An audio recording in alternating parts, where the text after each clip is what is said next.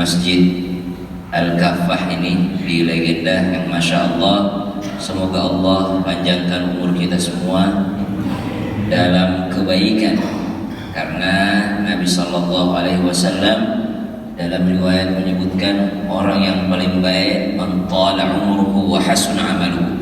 Yang baik itu adalah yang panjang umurnya lagi baik amalnya. Panjang umurnya lagi baik amalnya. Jadi bukan panjang atau tidak panjangnya yang menentukan menjadi manusia terbaik, tapi amalnya. Mau dia pendek umurnya, kalau bagus amalnya, maka dia menjadi manusia yang baik. Atau panjang umur pun belum tentu itu tidak baik. Panjang umur bisa jadi kebaikan kalau bagus amalnya. Makanya kita selalu meminta Allahumma khtim lana bihusnil khatimah. Ya Allah, kalau bisa ya Allah, cabut nyawaku atau akhirkan aku dalam kebaikan. Maka insya Allah yang hadir di sini dipanjangkan umurnya oleh Allah dalam kebaikan. Amin ya rabbal alamin. Semakin hari semakin baik amalnya, semakin hari semakin baik hubungannya dengan Allah Subhanahu wa taala. Begitu pula hubungannya sesama manusia. Insya Allah Allah juga melancarkan rezeki yang hadir di sini. Amin. Allah berikan keturunan yang saleh dan salihah, dan Allah berikan keluarga yang sakinah, mawaddah, warahmah insyaallah. Saya itu kalau kesini bingung mau ceramah apa, karena ada mertuaku, ada juga istriku di belakang. Paling susah itu kita ceramah ke internal di dalam dibandingkan kita menasehati yang di luar. Lebih susah menasehati orang dalam dibandingkan menasehati orang luar. Kenapa demikian?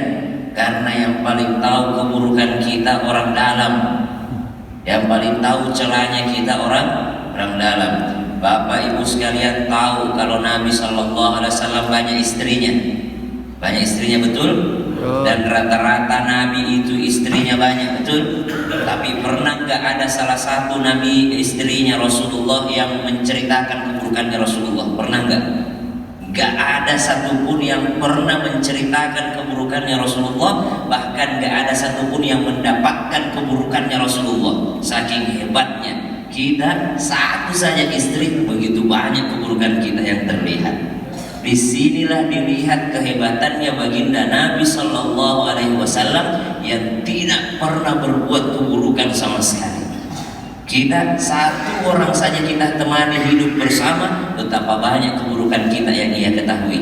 Nabi Sallallahu Alaihi Wasallam 9 istrinya tidak ada satupun yang pernah menyebutkan keburukannya Rasulullah Sallallahu Alaihi Wasallam. Tidak ada satupun yang merasakan keburukannya Nabi Sallallahu Alaihi Wasallam. Saking Nabi sempurnanya menjadi manusia, tidak ada yang bisa mendapatkan celahnya Rasulullah Sallallahu Alaihi Wasallam. Masya Allah. Jadi Nabi SAW begitu mulianya, karena biasanya yang tahu keburukan kita itu adalah orang terdekat kita. Tapi Nabi tidak ada satupun yang pernah menceritakan keburukannya Rasulullah SAW. Allahumma salli ala Sayyidina Muhammadin Nabi Ummi wa ala alihi wa sahbihi wasallim. Jamaah. Oh jamaah. Alhamdulillahirabbil alamin. Tadi sebelum saya imam, saya bertanya kepada Pak Imam, izin dulu lah kita sama tuan rumah. Karena selama-lamanya yang sunnah menjadi imam itu tuan rumah, selama-lamanya. Mau bagaimanapun hebatnya seseorang itu, mau imam Masjidil Haram datang ke sini harus izin dulu sama Pak Imam. Karena sunnahnya yang jadi imam itu adalah tuan rumah. Mana dalilnya, mana riwayatnya? Ketika kejadian Isra Mi'raj, Nabi dari Makkah ke Madinah, sampai dari Makkah ke Masjidil Aqsa. Sampai di Masjidil Aqsa, masjid sudah penuh. Penuh dengan siapa? Penuh dengan nabi-nabi terdahulu. Mulai dari Nabi Adam sampai Nabi Isa, semua ada di dalam Masjidil Aqsa. Bahkan dalam riwayat Nabi itu masuk masjid tidak begini jalannya, jalan kepiting, jalan nyamping. Saking penuhnya Masjidil Aqsa pada saat itu. Tapi apa yang terjadi? Dibukakan jalan, yang menjadi imam adalah Rasulullah Sallallahu Alaihi Wasallam. Apa alasannya? Kenapa Nabi Muhammad Sallallahu Alaihi Wasallam yang jadi imam? Karena beliaulah tuan rumah pada saat itu. Yang lain sudah menjadi penduduk langit.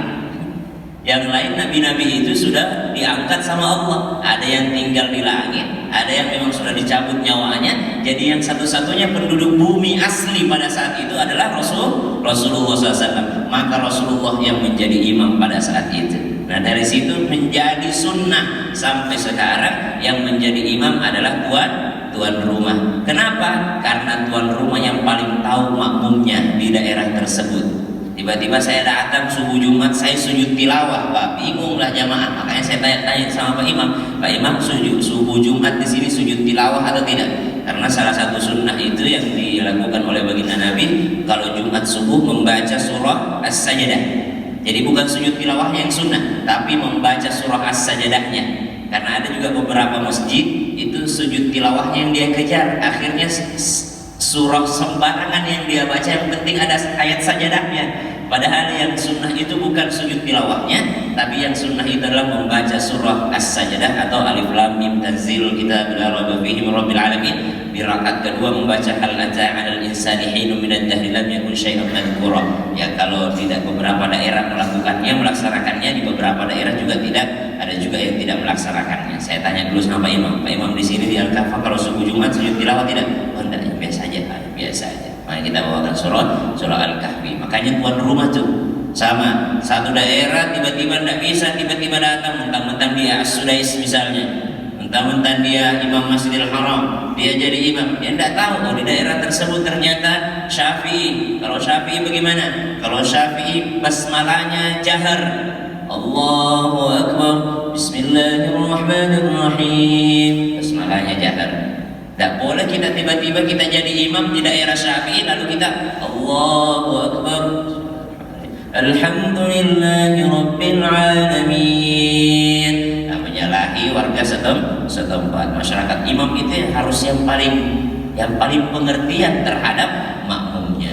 Ya pernah ditegur sahabat sama Nabi waktu imamin dia baca surah yang panjang. Nabi SAW menegurnya, Mu'ad, kau mau membuat fitnah dengan Al-Quran. Kenapa? Khaffif, ringankan bacaanmu kalau sedang jadi imam, kalau sedang berjamaah. Kalau sendirian terserahlah, mau baca Al-Baqarah, Ali Imran 1 rakaat ya terserah. Dan kalau bapak-bapak di sini mungkin kalau tahajud bacanya Al-Baqarah 1 surah ya, 3 juz biasanya 1 rakaat ya, nah, terserah kalau lagi sendirian.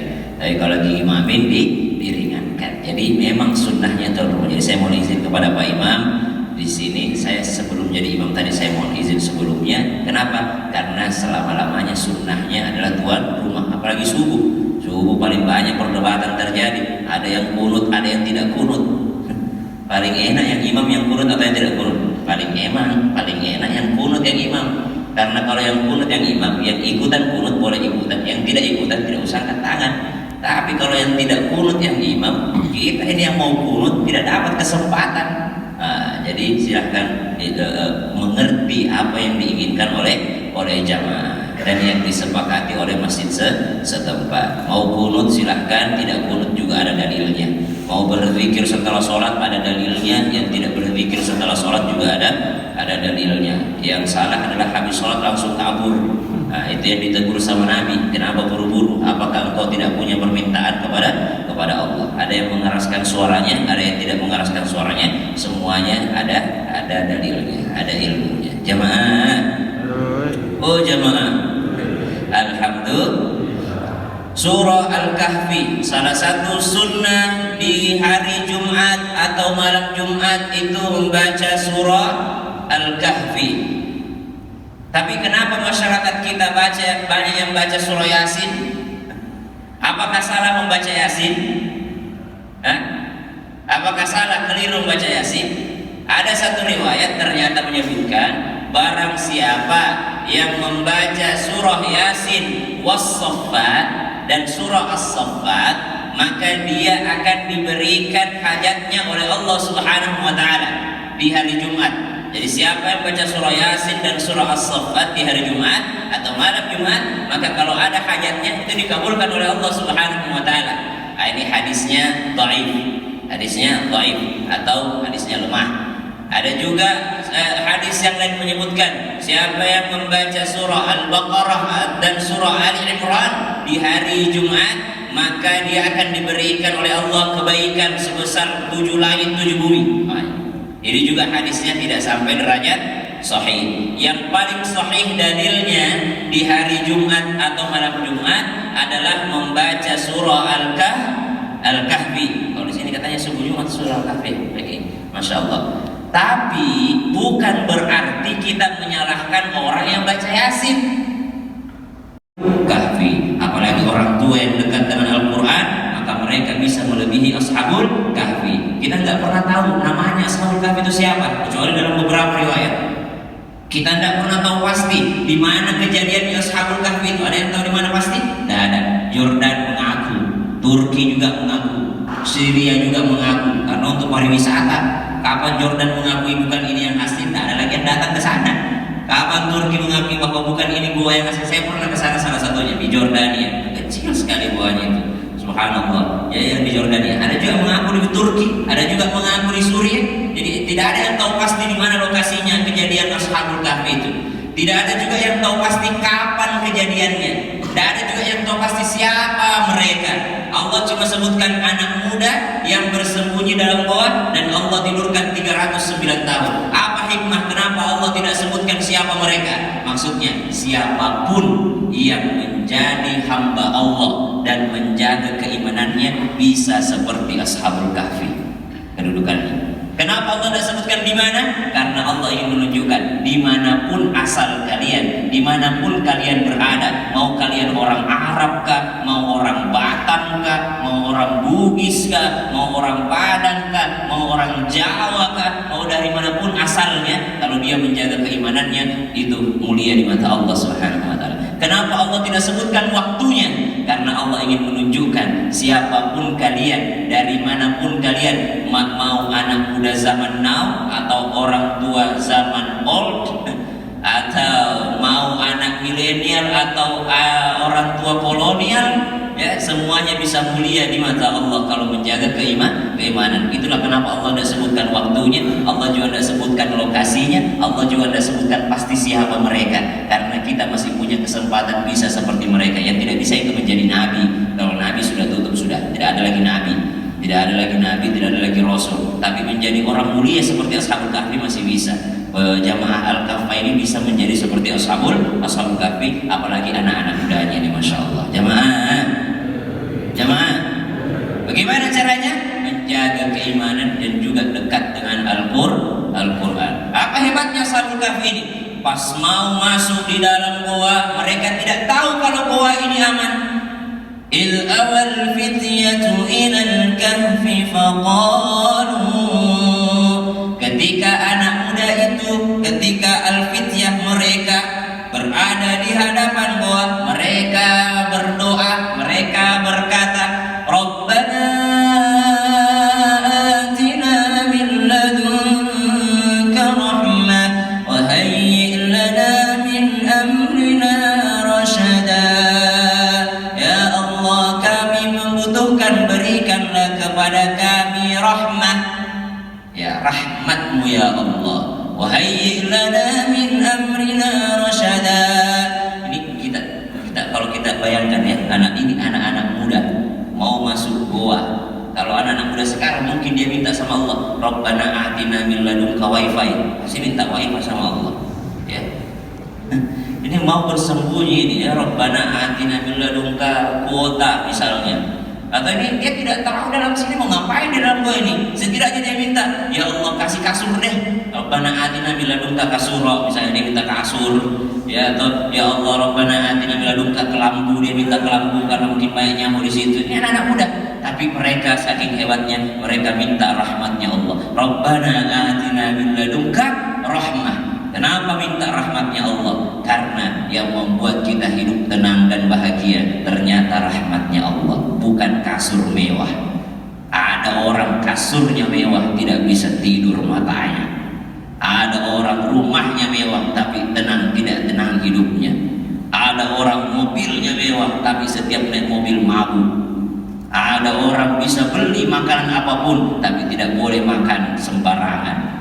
Ada orang biasa-biasa hidupnya, tapi dikasih ketenangan sama Allah Subhanahu wa Ta'ala. Ini orang anak muda ini ngerti, saya ini mau istirahat, terserah Allah bagaimana caranya nolongin saya. Pokoknya yang aku butuhkan adalah rahmat-Mu ya Allah. Sama seperti Nabi Musa ketika lari dari Fir'aun. Ketika dikejar Nabi Musa sama Fir'aun, dikejar umatnya Nabi Musa alaihissalam, itu ketika berada di hadapan laut, apakah Nabi Musa tahu ini laut akan terbelah? Tidak pernah tahu. Yang Nabi Musa tahu, Allah tidak pernah meninggalkannya. Inna ma'iya rabbi sayahdi, Tuhanku selalu bersamaku. Ya, itu doang yang Nabi Musa tahu. Nabi Musa tidak pernah tahu bakal dibelahkan laut, yang mungkin Allah bakal suruh mereka berenang, mungkin Allah akan matikan mereka di situ. Nabi Musa cuma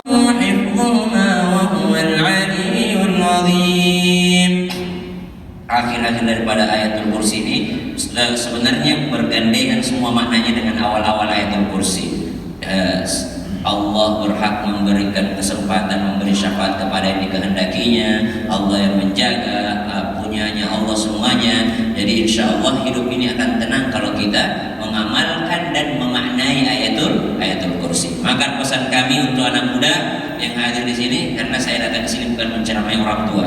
Di orang tua ini senior saya semua. Saya datang di sini menceramai anak muda yang hadir atau untuk menyampaikan nanti kepada anak-anak muda yang ada videonya ini, masya Allah. Anak muda, karena ini hari Jumat kita membaca surah Kahfi.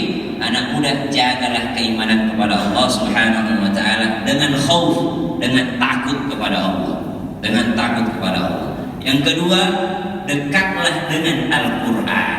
Kenapa anak muda harus dekat dengan Al-Quran? Karena kullun nafsi yafirrun illa hafizil Quran. Semua manusia akan melarikan diri di hari kiamat kecuali para penghafal Al-Quran. Mereka justru tidak melarikan diri dari orang tuanya, mereka justru mencari di mana orang tuanya untuk dipakaikan mahkota, untuk dipakaikan juga, digandeng masuk surga. Dan bisa lebih hebat daripada Ashabul Kahfi kalau dia dekat dengan Al-Quran. Yang ketiga, anak muda belajar dengan giat, belajar dengan tekun, belajar ilmu agama sehingga bisa menjadi penerus nanti di Masjid Al-Kafah ini, menjadi penerus nanti. Tonggaknya ini kota Batam ini yang menjaga ini adalah anak muda. Masya Allah. Jadi anak muda kita, dan pesan untuk orang tua yang hadir tanpa bermaksud menggurui atau mengajari, mari kasih kesempatan kepada anak muda. Ya, jangan diremehkan anak muda, karena Allah saja tidak meremehkan anak muda. Ada kisah Nabi Musa, ada Nabi Khidir, ada Zulkarnain, ada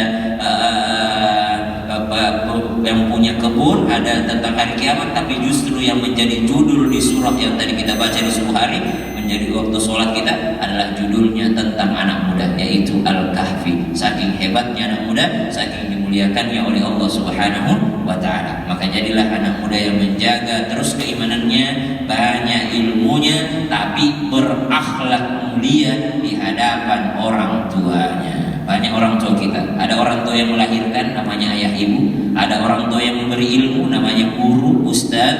Ada orang tua yang memberikan pekerjaan, namanya atasan kita. Ada orang tua kita bersama di sini. Jadi saya kenapa ke Batam ini, saya senang ke Batam, masya Allah, karena ini adalah sahabat-sahabatnya ayah mertua saya.